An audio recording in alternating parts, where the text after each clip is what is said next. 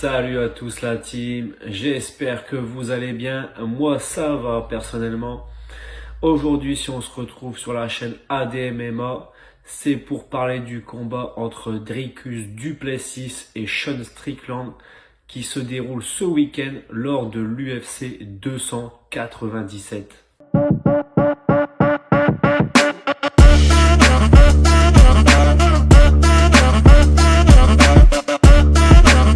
Donc, Sean Strickland qui a réussi à détrôner Israel Adesanya il y a quelques mois, qui lui-même dominait largement la catégorie depuis de nombreuses années.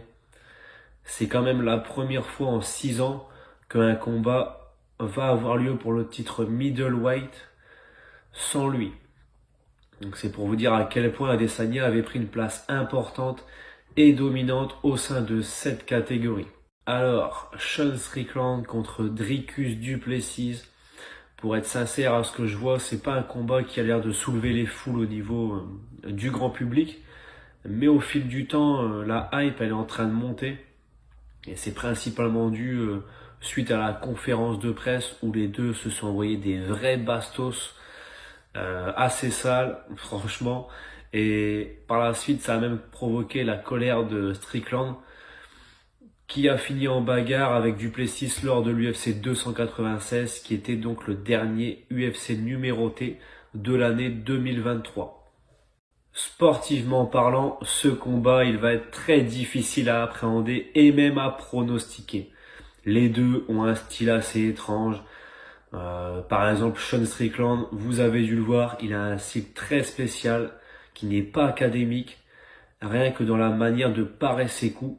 Souvenez-vous bien, lors du combat contre Adesanya c'est quand même l'un des meilleurs strikers, voire le meilleur striker de l'UFC.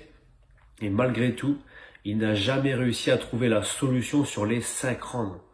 Et c'est pas le seul exemple.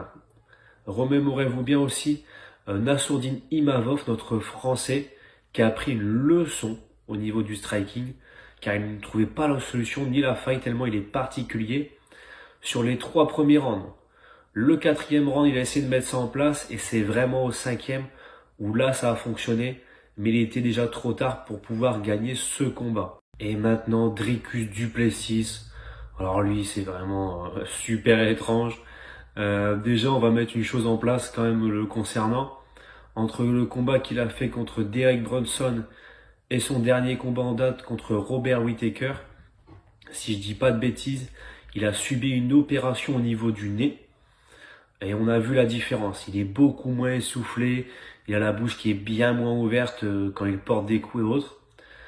Malgré ce changement, il envoie toujours des parpaings en mode bagarre de bar avec une garde qui fait assez peur tout de même.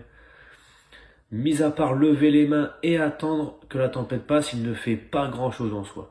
Dès qu'il y a de l'offensive, que la personne n'arrête pas de l'harceler, de le taper non-stop, il se contente de reculer, d'avoir une garde assez limitée. C'est assez étrange à son niveau et surtout au niveau auquel il est actuel, il est quand même là pour un combat pour le titre. Si maintenant on se penche vraiment sur l'analyse un peu plus précise au niveau de leur style, Sean Strickland, c'est très particulier, c'est un combattant qui est économe. Pour faire simple, si vous regardez bien, il n'y a rien de superflu.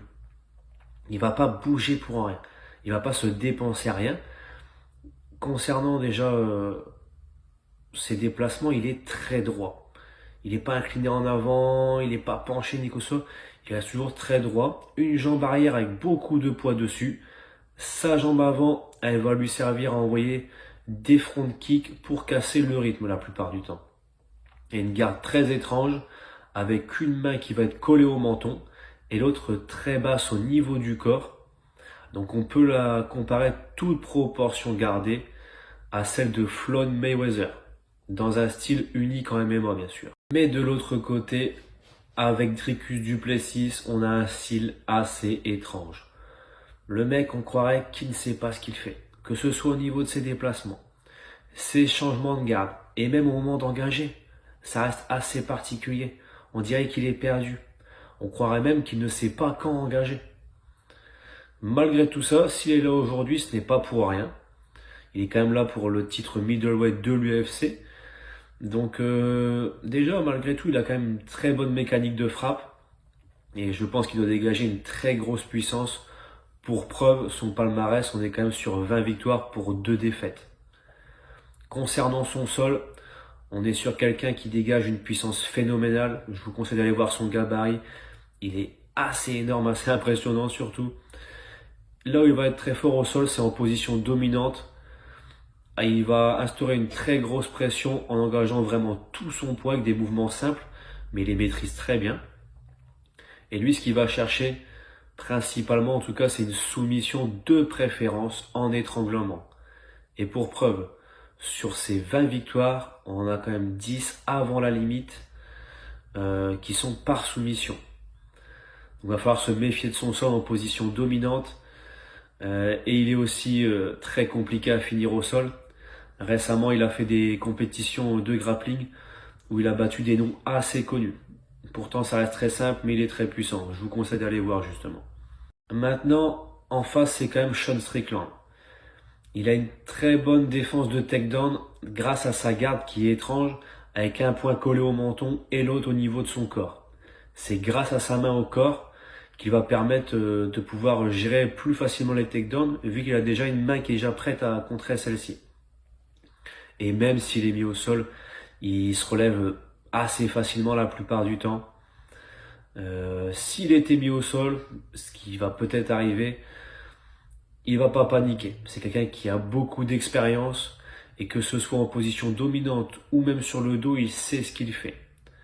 Pour vous dire, la dernière fois qu'il a été mis au sol, c'était contre Kamaru Usman dans la catégorie inférieure. Donc ça remonte déjà à un sacré moment. Après, le seul défaut qu'il peut avoir, Sean Strickland, c'est que vu qu'il est très confiant au niveau de son sol, des moments il peut donner le dos assez facilement, mais contre Dricus du Plessis, qui est très fort en étranglement, va falloir éviter ça à tout prix. Une chose à prendre en compte aussi tout de même, c'est le facteur émotionnel. Sean Strickland a été quand même particulièrement touché suite aux paroles de Dricus sur son enfance. C'est jamais très bon de mélanger ses émotions pour un combat, surtout avec autant d'importance. Nous voilà déjà au moment du pronostic. Alors, pour faire simple, moi, je pense que Sean va gagner ce combat. Je vais vous dire quelles sont ses forces et pourquoi il devrait gagner et vous dire à quoi il va devoir se méfier concernant Dricus. Donc les forces de Sean, c'est déjà qu'il a une boxe peu académique, donc je pense qu'il va réussir à maintenir en respect Dricus sur le striking. Après, concernant la lutte, pour moi, Sean, s'il est dans un bon jour, qu'il fait un grand match, il va réussir à bloquer les défenses de takedown de Dricus du Plessis. Mais attention, en face, on a quand même Dricus du Plessis qui va être très dangereux, à mon avis, dans les 2 premiers rounds, peut-être les 3 premiers rounds, concernant sa puissance, avec laquelle il va falloir se méfier. Et aussi, surtout, ne pas donner son dos à Dricus pour pas qu'il ne puisse saisir l'occasion et finir le combat sur un étranglement. Donc pour résumer, c'est Sean Strickland qui va gagner ce combat sur une décision unanime. Et voilà, on arrive déjà justement à la fin de cette vidéo. J'espère que celle-ci vous a plu. Je vous laisse m'indiquer vos pronostics dans les commentaires. Likez la vidéo, partagez-la. On se retrouve très bientôt et moi je vous dis à bientôt la team.